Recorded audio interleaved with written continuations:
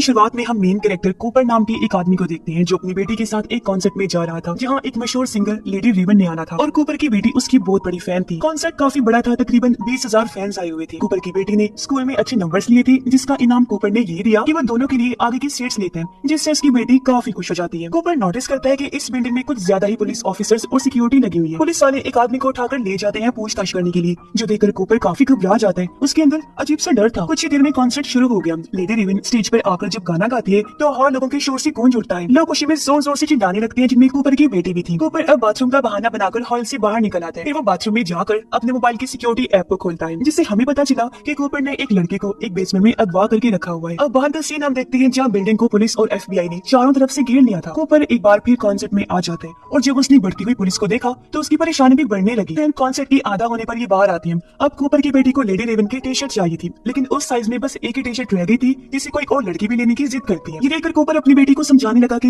ये शर्ट तुम उस लड़की को लेने दो। तब उसकी बेटी मान भी जाती है क्योंकि वो अपने डैड की बात को इनकार नहीं कर सकती थी। ये देखकर शॉप पर काम करने वाला वर्कर उसकी बेटी से काफी मुतासिर हुआ। वो कूपर को कहता है कि जब नया स्टॉक आएगा तो मैं आपकी बेटी के लिए ऐसी टी शर्ट पहले से ही अलग करके रख दूंगा। अब कूपर इस वर्कर का फायदा उठाने का सोचता है। वो उससे पूछने लगा कि आज यहाँ कॉन्सर्ट में इतने पुलिस और सिक्योरिटी क्यों है। इस पर वर्कर कहते हैं वैसे तो ये बात खुफिया है, लेकिन फिर भी तुम्हें बता देता हूँ। तुमने मशहूर खूनी बुचर के बारे में तो सुना ही होगा, जो लोगों को ट्रैप करता है, अपने जाल में फंसाता है, फिर उनके टुकड़े टुकड़े करके बेरहमी से मार देते हैं। अब पुलिस को खबर मिली थी कि वो कातिल आज यहाँ पर आ रहा है, तो उसे पकड़ने के लिए ही पुलिस ने कॉन्सर्ट रखा एक ट्रैप के तौर पर, ताकि वो किले को अपने जाल में फंसाकर पकड़ सके, क्योंकि यहाँ आने के बाद वो निकल नहीं पाएगा, पकड़ा जाएगा। वजह यह है कि हर एग्जिट पर बाहर जाने के रास्ते पर पुलिस और सिक्योरिटी लगी हुई है। सिर्फ एक ही रास्ता है बाहर जाने का और वो है स्टेज की बैक साइड पर, लेकिन वहाँ भी हर कोई नहीं जा सकता। ये सुनकर कूपर बार बार से तो हंस रहा था, लेकिन अंदर से उसकी सांसें अटक गई। उसकी होश उड़ जाती है क्योंकि हैरत वो किलर और कोई नहीं बल्कि खुद कूपर ही है। वो अपने बेटे के साथ बाहर आ गया, यहाँ से निकलने का रास्ता ढूंढने लगता है। उसे पता चला कि हर एग्जिट पर बहुत सारे सिक्योरिटी लगी हुई है और हर दरवाजे को यहाँ काम कर रहे वर्कर्स की ID से खोला जा सकता है। तभी उसकी नजर एक लड़की पर गई जिसने बहुत ज्यादा ही शराब पी थी। कूपर उसे धक्का मारकर नीचे गिरा देता है। जब उसके आसपास बहुत सारे लोग जमा हो जाते हैं, जिस चीज का फायदा उठाकर कूपर अपनी बेटी को लेकर निकलने का सोचता है, पर बाहर तो बहुत ज्यादा ही पुलिस थी, इसलिए मजबूरन वो वापस कॉन्सर्ट में ही आ जाता है। अब दूसरे गाने के लिए रेवन अपने साथी सिंगर को बुलाती है, जो स्टेज के नीचे से निकल कर आता है। ये देखकर कूपर वहाँ जाने का फैसला करता है। अपनी बेटी से उसने कहा कि चलो स्टेज के नीचे चलते हैं, बहुत मजा आएगा बेटा। उसकी बेटी हैरान होते हुए कहती है पापा वहाँ जाने की इजाजत नहीं है, और ये आप कैसी अजीब बातें कर रही है, हम नहीं ठीक है। इसलिए कूपर एक बार फिर उसी वर्कर के पास आ गया, जो कूपर को देखकर कहते हैं अरे सर वो दरअसल नया स्टॉक आ गया है, तो मैं आपकी बेटी के लिए स्टॉक में से टी शर्ट लेने स्टोर में जाने ही वाला था। कूपर पूछता है क्या मैं तुम्हारे साथ चल सकता हूँ। इस पर वर्कर बिना सोचे ही मान जाते हैं। स्टोर में आकर वर्कर कूपर से पूछता है कि आप क्या काम करते हैं। वो जवाब देता है कि मैं एक फायर फाइटर हूँ। जब वर्कर न्यू स्टॉक वाला बॉक्स उठा रहा था तब चुपके से कूपर उसकी ID चुरा लेता है। फिर वर्कर उससे कहते हैं आज वो खूनी पकड़ा जाना चाहिए। इस ट्रैप के बारे में सब वर्कर्स को पता है और सबको पुलिस ने अलग अलग कोड दिए हैं। कूपर उससे पूछता है कि तुम्हारा खुफिया कोड क्या है, जिस पर एक बार फिर वो बिना सोचे ही बता देता है कि हैमिल्टन ये मेरा खुफिया कोड है। और अब वो वर्कर कूपर को एक टी शर्ट निकाल कर दे देता है, वो भी बिल्कुल फ्री में। अब ये दोनों ऊपर आ जाते हैं। कूपर उसकी ID कार्ड की मदद से दरवाजा खोलने लगता है। वो एक ऐसे रूम में चला गया जहाँ पुलिस की खुफिया मीटिंग चल रही थी। यहाँ कूपर ऐसे करके दिखाता है जैसे वो यहाँ का वर्कर है और इधर बस कॉफी पीने आया है। इसमें किसी को भी उस पर शक नहीं होता। अब कूपर कॉफी लेकर जाने लगा, साथ ही उसने पुलिस का एक रेडियो भी चुरा लिया था, जिसके बाद वो फिर से कॉन्सर्ट में आ जाता है और यहाँ रेडियो पर पुलिस की पूरी प्लानिंग सुनने लगता है। उसे पता चला कि इस पूरी प्लानिंग के पीछे एक बूढ़े डॉक्टर का हाथ है, जिसका काम है खूनी की पहचान करना, क्योंकि किसी ने भी उसका चेहरा नहीं देखा और पुलिस को बस इतना पता है कि वो एक आदमी है। कूपर अपनी बेटी से कहता है कि मुझे एक बार फिर बाहर जाना होगा, मैं अपना क्रेडिट कार्ड भूल गया हूँ, और हाँ अगर गलती से भी तुम खो गई तो पार्किंग एरिया में आ जाना। इतना बोलकर वो बाहर चला जाता है। कूपर सोचता है कि मैं यहाँ फायर अलार्म बजा देता हूँ, जिससे यहाँ भगदड़ मच जाएगी, तब भीड़ का फायदा उठाकर मैं भी यहाँ से भाग जाऊंगा। लेकिन तभी रेडियो पर उसे बूढ़े डॉक्टर की आवाज आई, जो कह रही थी कि किलर यहाँ से भागने की कोशिश कर रहा होगा और वो लोगों के अंदर डर पैदा करने, उन्हें परेशान करने की कोशिश करेगा। जैसे वो कहेगा कि यहाँ बॉम्ब है या फिर फायर अलार्म बजा देगा। अगर ऐसा होता है तो सिर्फ बच्चों और औरतों को ही बाहर निकाला जाएगा। जो सुनकर कूपर एक बार फिर परेशान हो गया, क्योंकि उसका फिर से प्लान फेल हो गया था। तब कूपर छत से भागने का सोचता है, लेकिन ऊपर जाने के एग्जिट पर भी पुलिस का पहरा था। तभी उसकी नजर किचन पर गई और उसके दिमाग में एक आइडिया आया। वो स्टोव यानी चूल्हा जिसके ऊपर ऑयल रखा हुआ था डीप फ्रायर वाला, उसकी आग को तेज कर देता है, फिर उसके अंदर कांच की बोतल डाल देता है। ऐसा होने से कुछ ही देर में वो बोतलें फट जाती हैं और एक लड़की के ऊपर वो खोलता हुआ तेल गिर जाता है, जिससे वो काफी ज्यादा जल गई थी। उसकी चीखों की आवाज सुनकर पुलिस उसकी मदद करने चली जाती है, जबकि कूपर एक एप्रन लेकर ऊपर आ जाता है, लेकिन उसे यहाँ भी पुलिस खड़ी हुई मिलती है। वो कूपर से पूछती है कि तुम यहाँ पर क्या कर रही हो। वो जवाब देता है बस मैं यहाँ ताजी हवा खाने आया था ताकि अपना थोड़ा मूड फ्रेश कर सकूं। नीचे किचन में एक हादसा हुआ है जिसमें मेरी दोस्त बहुत ज्यादा जल गई है, मुझसे वो चीज देखी नहीं गई और मैं ऊपर आ गया। अब पुलिस कूपर से उसका सीक्रेट कोड पूछती है तो वो पुलिस को उस वर्कर वाला कोड बता देता है यानी हैमिल्टन। फिर पुलिस उसका आईडी कार्ड मांगती है जिसमें वो अपने एप्रन को चेक करने लगा। एप्रन में एक वर्कर का पर्स था जिसमें पुलिस का दिया हुआ वो कार्ड भी था, जिसे कूपर पुलिस वालों को दिखा देता है और अब उनको भी यकीन हो जाता है कि हाँ कूपर भी यहाँ का एक वर्कर है। लेकिन उसका छत से भागने का प्लान भी चौपट हो गया था और वो लड़की दर्द से तड़प रही थी। यहाँ बीच बीच में कूपर को अपनी माँ का ख्याल भी नजर आया, शायद वो बचपन में कूपर पर जुल्म करती थी, इसी वजह से वो आज किलर बन चुका है। कूपर वापस कॉन्सर्ट में अपनी बेटी के पास आ जाता है लेकिन वो बहुत घबराया हुआ था क्योंकि उसे लग रहा था कि आज शायद मेरा गेम खत्म हो जाएगा। पर तभी उसे अपनी बेटी से पता चला कि आज लेडी रेवन अपने फैंस में से किसी भी एक फैन को चुनेगी जिसे स्टेज पर बुलाया जाएगा और उसे रेवन के साथ डांस करने का मौका दिया जाएगा। साथ ही उसके साथ वो स्टेज की बैक साइड पर भी जा सकते हैं। स्टेज की बैक साइड का सुनकर कूपर काफी खुश हो गया क्योंकि सिर्फ वही एक जगह थी जहाँ उन्हें पुलिस का सामना नहीं करना पड़ेगा। लेकिन वो सोचता है कि आखिर अब मैं ऐसा क्या करूँ कि लेडी रेवन मेरे बेटी को ही चुने। वो अब उनके ग्रुप के एक मेंबर के पास गया और उसके साथ रेवन की बहुत तारीफें करने लगता है। तो वो ग्रुप मेंबर बताता है कि असल में मैं रेवन का अंकल हूँ। तब कूपर उसे बताता है कि मेरी बेटी लेडी रेवन की बहुत बड़ी फैन है। वो यहाँ झूठ बोल देता है कि मेरी बेटी कैंसर जैसी खतरनाक बीमारी से लड़कर आई है और आज मैंने देखा कि वो यहाँ आकर बहुत खुश है। ये सुनकर रेवन के अंकल को कूपर की बेटी पर तरस आ गया और ये लोग उसकी बेटी को ही चुन लेते हैं रेवन के फैंस में से, जिसे रेवन के साथ डांस करने का मौका दिया जाएगा, जिस पर उसकी बेटी काफी खुश हो जाती है। इन दोनों को स्टेज के पास ले जाया गया जहाँ रेवन कूपर की बेटी को स्टेज पर बुलाकर उसके साथ डांस करती है। तभी कूपर की नजर एक लड़की पर गई जो बेहोश होने वाली थी। कूपर उसे उठाकर मेडिकल रूम तक ले जाता है जो देखकर ग्रुप मैनेजर काफी मुतासिर हुई कि कूपर कितना भला इंसान है। और जब डांस खत्म हुआ वो दोनों से कहती है कि आप बाकी का डांस ये स्टेज पर खड़े होकर देख सकते हैं।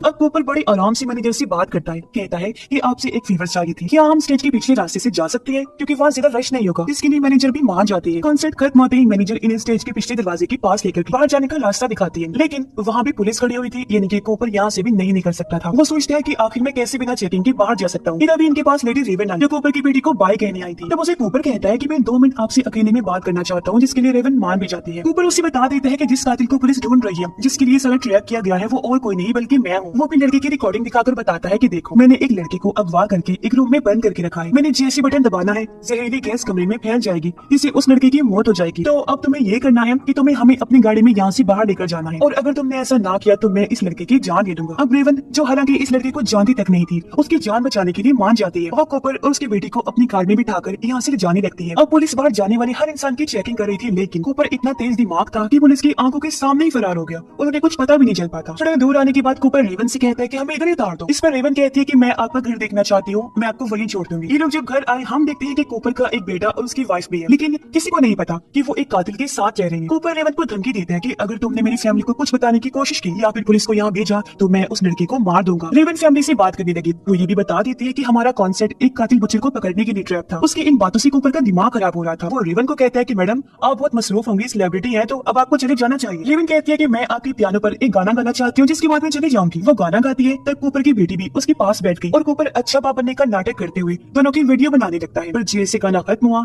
रेवन उसका फोन छीनकर बाथरूम में भाग जाती है। दरवाजा उसने अंदर से लॉक कर लिया था। कूपर जोर जोर से दरवाजा पीटने लगा, अपना मोबाइल वापस मांगता है जो देखकर फैमिली को भी शक होने लगा कि जरूर कोई बहुत बड़ी गड़बड़ है। अब जल्दी जल्दी रेवन उसका फोन ऑन करती है लेकिन यहाँ वो पुलिस को बुलाने की बजाय उस लड़के से बात करती है। पूछती है कि तुम इस वक्त कहाँ हो। लड़का कहता है मुझे ज्यादा कुछ तो नहीं पता, बस एक शेर की टूटी हुई मूर्ति याद है और इस घर का दरवाजा नीले रंग का है। जिस सुनकर रेवन को एक आइडिया आया। वो इंस्टाग्राम पर लाइव आकर अपने फैन से कहती है कि एक शेर की टूटी हुई मूर्ति के पास ब्लू रंग का दरवाजा है, अगर किसी ने ऐसी कोई जगह देखी है तो उस घर में जाओ, घर के बेसमेंट में एक लड़का फंसा हुआ है तो उसे वहाँ से बाहर निकालो क्योंकि उसे मदद की जरूरत है। अब ये सोचने वाली बात है कि भला इस तरह कौन मदद करने आता है और अगर किसी ने ऐसी जगह देखी भी होगी तो वो पुलिस को बुलाएगा ना कि खुद जाएगा उसकी मदद करने। इसलिए फैंस उससे सवाल जवाब करने लगती है जिसके बाद रेवन अपने ड्राइवर को मैसेज करती है कि फौरन पुलिस को कॉल करके यहाँ बुलाओ। तभी दूसरी चाबी से लॉक तोड़कर कूपर अंदर आ जाता है। उसने अपनी फैमिली को ऊपर वाले कमरे में बंद कर दिया था और अब वो अपना फोन लेकर सबसे पहले उस लड़के को चेक करता है। उसने देखा कि सच में लड़के को कोई वहाँ से भगा ले गया है जो देखकर कूपर को बहुत गुस्सा आया और अब वो रेवन को गाड़ी में बिठाकर भागने लगता है। लेकिन तभी गाड़ी के सामने उसकी फैमिली आ गई क्योंकि भले ही कूपर ने दरवाजा लॉक कर दिया था लेकिन वो खिड़की बंद करना भूल गया था, जिससे हुआ ये कि फैमिली वहाँ से पेड़ पर उतरी फिर वो नीचे आ गई। ये देखकर कूपर सोचता है कि इतना मास्टरमाइंड होने के बावजूद मैंने इतनी बड़ी गलती कैसे कर दी। और अब रेवन भी गाड़ी से उतरकर उसकी फैमिली के पास चली जाती है। अब तक पुलिस भी यहाँ आ गई थी और ये लोग चारों तरफ से घर को घेर लेते हैं। कूपर की फैमिली को पुलिस की एक गाड़ी में बिठाकर यहाँ से ले जाया गया जबकि रेवन भी अपनी गाड़ी में बैठ गई। पर तभी एक ऑफिसर आकर उसके ड्राइवर को कहता है कि गाड़ी से उतरो,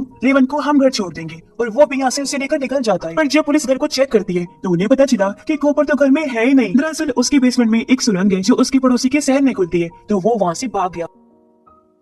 अब हमें पता चला कि जो ऑफिसर रेवन को लेकर गया था वो असल में कूपर ही था। वो पुलिस के कपड़े पहनकर बाहर आया, इसलिए कोई उसे पहचान नहीं पाया और अब वो रेवन को हथकड़ी पहनाकर गाड़ी में बंद कर देता है और कहता है कि शहर में मेरी बहुत सारी ठिकाने हैं जिनमें से एक जगह पर हम जा रहे हैं और हमें कोई पकड़ नहीं पाएगा। जो सुनकर रेवन काफी घबरा जाती है। कूपर जैसे गाड़ी लेकर निकला, उनकी गाड़ी ट्रैफिक में फंस जाती है। रेवन जैसी तैसी विंडो नीचे करती है, लोगों ने उसे पहचान लिया और वो उनसे मदद मांगने लगती है। कूपर ने ये देखकर विंडो तो बंद कर दी, लेकिन अब लोगों ने चारों तरफ से गाड़ी को घेर लिया था और ये आगे नहीं बढ़ पाती। इस बीच जैसी तैसी हथकड़ी से आजाद होकर रेवन भी गाड़ी से बाहर आ जाती है। कुछ टाइम बाद यहाँ पुलिस भी आ गई। वो लोगों को हटाकर चारों तरफ से गाड़ी को घेर लेती है। उन्होंने गाड़ी के टायर भी पंक्चर कर दी थी, पर जैसे दरवाजा खोला गया वो देखती है कि गाड़ी में तो कूपर है ही नहीं। सीट पर सिर्फ उसका पुलिस वाला यूनिफॉर्म पड़ा था। दरअसल कूपर पहले ही गाड़ी से निकल गया था। उसकी किस्मत अच्छी थी जो वो भीड़ का फायदा उठाकर भाग निकला था। अब रेवन उस फैमिली का शुक्रिया अदा करती है जिसने उस लड़के की जान बचाई थी। अब कूपर की वाइफ वापस अपने घर में आ गई थी, जबकि उसके बच्चों को उनकी आंटी के घर छोड़ दिया गया था। घर के बाहर पुलिस खड़ी थी ताकि उसकी वाइफ की हिफाजत कर सके। अब उसकी वाइफ किचन में जाती है, पर उसने देखा कि कूपर तो पहले ही घर में आ चुका है। यहाँ वो सोच रहा था कि आखिर पुलिस को पता कैसे चला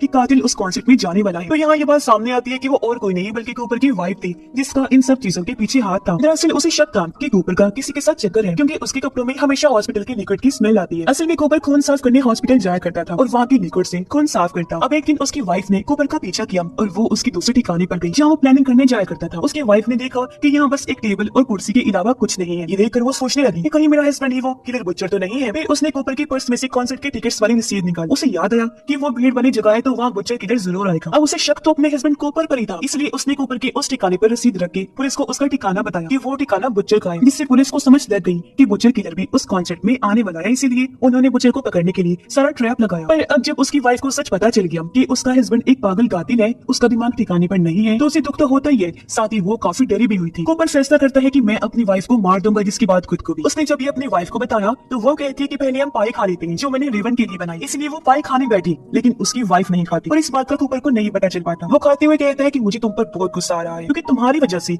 मैं अपने बच्चों को बड़ा होते नहीं देख सकता, अब मैं मरने वाला हूँ। जैसे पाई खत्म हुई, कूपर को भी एहसास हुआ कि इसमें कोई नशे वाली चीज मिली हुई थी, क्योंकि उसका जिस्म सुन्न होने लगता है, उसे चक्कर आने लगे, लेकिन वो फिर भी अपनी वाइफ को मारने की कोशिश करने लगता है। पर तभी यहाँ पुलिस भी आ गई जो उसे बहुत सारे बेहोश करने वाले शॉट्स मारते हैं, जिससे वो नीचे गिर पड़ा और आखिरकार उसे गिरफ्तार कर लिया जाता है। जाते हुए कूपर अपनी बेटी की साइकिल देखता है जिसे उठाकर उसने खड़ा कर दिया। उसके बच्चे आकर आखिरी बार उससे मिलते हैं, फिर पुलिस उसे वैन में बिठाती है और ये लोग निकल जाते हैं। लेकिन रास्ते में हमें पता चला कि असल में कूपर ने अपनी बेटी की साइकिल में से एक तार तोड़कर अपने पास रख ली थी, जिसका इस्तेमाल करके वो अपनी हथकड़ी खो लेता है और अजीब तरह मुस्कुराने लगता है। यानी कि एक बार फिर सबकी इतनी कोशिश बेकार गई, वो दोबारा से फरार हो जाएगा और लोगों को मारने का सिलसिला जारी रखेगा, जो चीज जाहिर है बहुत भयानक है। और उसकी इस शैतानी वाली मुस्कुराहट के साथ ही ये कहानी भी इधर ही खत्म हो जाती है।